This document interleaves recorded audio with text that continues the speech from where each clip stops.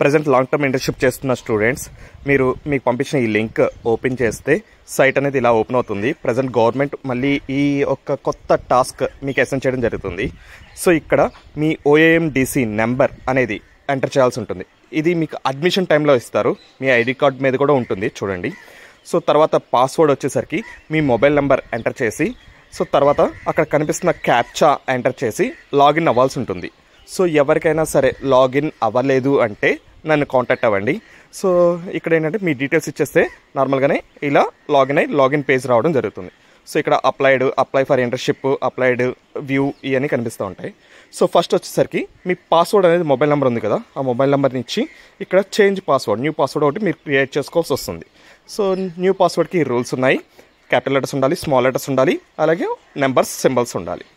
So after that ఇక్కడ apply for ఇంటర్న్షిప్కి వెళ్తే మీకు ఇలా కనిపిస్తూ ఉంటుంది. సో ఇక్కడ ప్రజెంట్ మీరు చేసిన కంపెనీని సెలెక్ట్ చేసుకోవాలి.